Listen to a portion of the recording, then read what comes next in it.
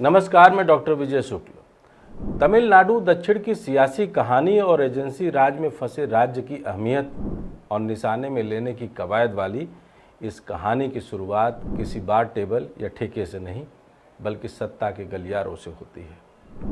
तमिलनाडु में शराब की बिक्री का एकाधिकार रखने वाला टैस्मैक यानी Tamil Nadu state marketing corporation limited दशकों से राज्य सरकार की कमाई का सबसे बड़ा सोर्स रहा है। शराब के ठेके, लाइसेंस और कमीशन की इस व्यवस्था को हर सरकार ने अपने हिसाब से चलाया, चाहे एआईडीएमके हो या डीएमके। लेकिन मार्च 2025 में जब प्रवर्तन निदेशालय यानी ईडी ने ताबड़तोड़ छापेमारी की तो यह आर्थिक नहीं, संवैधानिक मुद्दा बन गया। तमिलनाडु सरकार ने स्वयं टैस्मैक में गड़बड़ियों की जांच के लिए राज्य पुलिस के आर्थिक अपराध शाखा ईओडब्ल्यू के तहत दर्जनों एफआईआर करवाई। आरोप था कि कुछ डिस्टिलरी कंपनियों को ठेकों में पक्षपातपूर्ण लाभ दिया गया। प्रत्येक बोतल पर 10 से 30 रुपए तक का अवैध टैक्स वसूला गया और यह रकम अधिकारियों और दलालों के नेटवर्क में जाती रही। राज्य की जांच अपने ढंग से आगे बढ़ रही थी, तभी मार्च 2025 में ईडी मैदान में उतर आई। उसने मनी लॉन्ड्रिंग के शक में 2 दौर की छापेमारियां की। कंप्यूटर, मोबाइल, खातों के रजिस्टर, यहाँ तक कि कर्मचारियों के निजी चैट और ईमेल भी जब्त कर लिए। दावा किया गया कि एजेंसी को 1000 करोड़ रुपए की बेहिसाब नकदी और फर्जी दस्तावेज मिले हैं।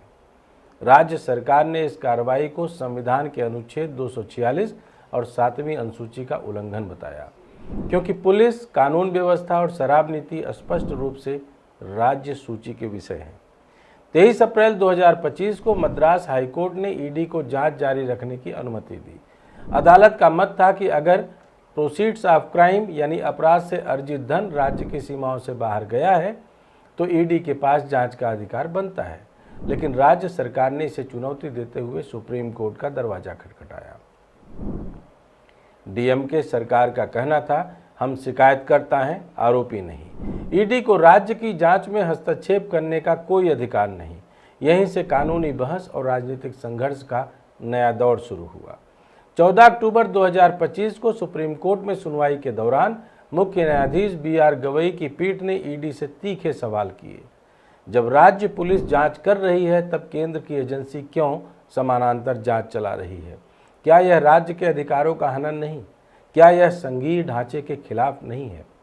राज्य की ओर से वरिष्ठ अधिवक्ता कपिल सिब्बल और मुकुल रोहतगी ने तर्क किया कि ईडी की कार्रवाई पीएमएलए की धारा 66(2) का उल्लंघन है। इस धारा के अनुसार यदि ईडी को किसी अन्य अपराध के प्रमाण मिलते हैं तो उसे संबंधित राज्य एजेंसी के साथ साझा करना चाहिए, न कि स्वयं जांच शुरू करनी चाहिए। उन्होंने यह भी बताया कि ईडी ने टैस्मैक कर्मचारियों के मोबाइल, चैट्स, कंप्यूटर सब कुछ अपने कब्जे में ले लिया।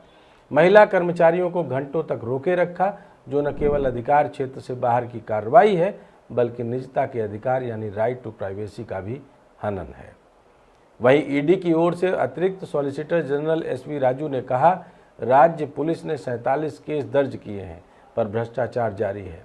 हम केवल धन शोधन की जांच कर रहे हैं। इस पर मुख्य न्यायाधीश ने फिर पूछा, अगर आपके पास सबूत है तो राज्य को सौंपिए, आप अपने पास क्यों रखे हुए हैं?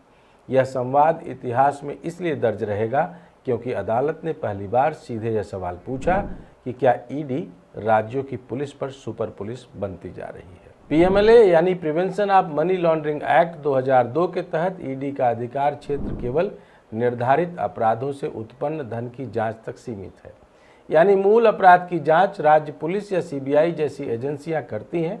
ईडी केवल उस धन के ट्रेल की जांच करती है जो उस अपराध से जुड़ा हो। पर व्यवहार में ईडी अब संबंध, तलाशी, कुर्की और कस्टडी जैसे पुलिस अधिकारों का प्रयोग कर मूल अपराध की जांच में भी घुसपैठ करने लगी है। इसके 2 बड़े खतरे हैं। ड्यू प्रोसेस का क्षरण। जब 2 अलग अलग एजेंसियां समानांतर जांच करती हैं तो सबूत की वैधता यानी चेन ऑफ कस्टडी, गवाह की सुरक्षा और दस्तावेजी प्रमाण का क्रम टूट जाता है। अदालत में साक्ष्य की विश्वसनीयता संदिग्ध बनती है। दूसरा, संघीय असंतुलन होता है। जब केंद्र की एजेंसी राज्य की नीतिगत कार्रवाई में सीधे हस्तक्षेप करती है तो चुनी हुई राज्य सरकार की स्वतंत्रता कमजोर पड़ती है। पुलिस और प्रशासनिक संरचना संविधान के संघीय ढांचे पर आधारित है। अगर उसे कमजोर किया गया तो राज्य नाम की इकाई केवल औपचारिक रह जाएगी। तमिलनाडु का यह मामला कोई अपवाद नहीं है। पिछले 6 वर्षों में केंद्र की एजेंसियां विपक्षी शासित राज्यों में लगातार सक्रिय हुई हैं। पश्चिम बंगाल, जिसमें शिक्षण भर्ती घोटाले पर टीएमसी नेताओं पर छापे पड़े। झारखंड में खनन और भूमि लीज मामलों में मुख्यमंत्री कार्यालय तक ईडी की जांच गई। दिल्ली में शराब नीति केस में डिप्टी सीएम मनीष सिसोदिया की गिरफ्तारी हुई। छत्तीसगढ़ में कोयला परिवहन और सरकारी निविदाओं पर छापेमारी हुई। और अब तमिलनाडु, जहां ईडी की एंट्री ने राजनीतिक बहस को फिर से गर्म कर दिया है। हर जगह एक ही पैटर्न दिखता है। राज्य सरकार या सत्तारूढ़ पार्टी के विरोध में केंद्र की एजेंसियां सक्रिय और विपक्ष आरोप लगाता है कि यह राजनीतिक बदले की कार्रवाई है। ईडी का गठन 1956 में विदेशी मुद्रा विनिमय के लिए हुआ था, लेकिन 2002 में मनी लॉन्ड्रिंग कानून आने के बाद इसे पुलिस जैसी शक्तियां दे दी गई। अब इसके पास न केवल जांच का अधिकार है, बल्कि संपत्ति कुर्की, गिरफ्तारी और अभियोजन शुरू करने की शक्ति भी है। पर इन शक्तियों के साथ कोई स्वतंत्र जवाबदेही प्रणाली नहीं बनी। न ईडी लोकपाल के दायरे में है, न सीबीसी के नियंत्रण में। संसद में इसकी रिपोर्टिंग महज औपचारिक है। यही कारण है कि सुप्रीम कोर्ट ने भी कई बार ईडी की कार्यप्रणाली पर सवाल उठाए हैं। जैसे जुलाई 2022 में जब अदालत ने कहा था कि ईडी को असीमित शक्तियां नहीं दी जा सकती। 2014 के बाद से जब केंद्र में बीजेपी की पूर्ण बहुमत वाली सरकार बनी, तब से विपक्षी राज्यों में ईडी की सक्रियता में 600% वृद्धि हुई। संसद में प्रस्तुत आंकड़ों के अनुसार 2014 से पहले ईडी के छापों की संख्या सालाना औसतन 60 थी, जो 2023 तक बढ़कर 600 से अधिक हो गई। डीएमके शासित तमिलनाडु, टीएमसी शासित बंगाल, झारखंड की झामुमो सरकार और दिल्ली की आप सरकार सभी ने एक स्वर में कहा था कि ईडी और सीबीआई राजनीतिक हथियार बन चुकी है। यहाँ यह समझना जरूरी है कि ईडी केवल आर्थिक जांच एजेंसी नहीं, बल्कि एक पॉलिटिकल वीपन के रूप में विकसित हो रही है।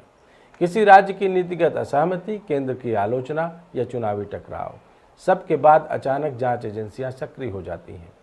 तमिलनाडु में भी यही हुआ। डीएमके सरकार पिछले 1 साल से केंद्र की भाषा नीति, नई शिक्षा नीति और एनईईटी परीक्षा पर खुलकर विरोध कर रही थी। मुख्यमंत्री एमके स्टालिन ने केंद्र पर तमिल पहचान को कुचलने का आरोप लगाया था। इसके कुछ ही हफ्तों बाद ईडी की रेड शुरू हो गई। यह महज संयोग है या राजनीतिक समय प्रबंधन? यही वह सवाल है जो इस पूरे विवाद को संवैधानिक से अधिक सियासी बना देता है।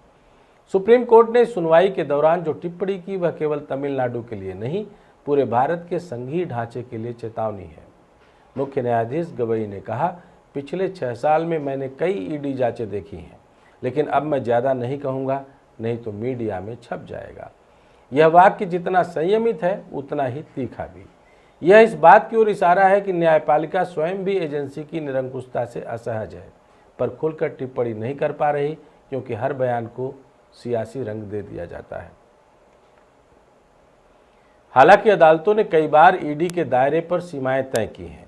2023 में दिल्ली हाईकोर्ट ने कहा था कि ईडी की जांच मूल अपराध की जांच का विकल्प नहीं हो सकती। झारखंड के खनन घोटाले में भी अदालत ने कहा, राज्य की पुलिस को जांच से अलग रखना संविधान की भावना के विपरीत है। लेकिन फिर भी व्यवहारिक स्तर पर एजेंसियां राजनीतिक संकेतों पर चलती दिखती हैं। संविधान का अनुच्छेद 1 कहता है, भारत राज्यों का संघ होगा। यह केवल शब्द नहीं, शक्ति संतुलन का सूत्र है। संघीय ढांचा तभी मजबूत रहता है जब केंद्र और राज्य दोनों अपने अधिकार क्षेत्रों का सम्मान करें। ईडी जैसी एजेंसियों की निरंकुशता इस संतुलन को तोड़ती है। जब राज्य की पुलिस और प्रशासन को दरकिनार कर केंद्र की एजेंसी सीधे कार्रवाई करती है, तो यह लोकतांत्रिक ढांचे के विकेंद्रीकरण के सिद्धांत पर भी हमला है। राज्य अगर केवल दर्शक बन जाए तो वे ना तो जवाबदेही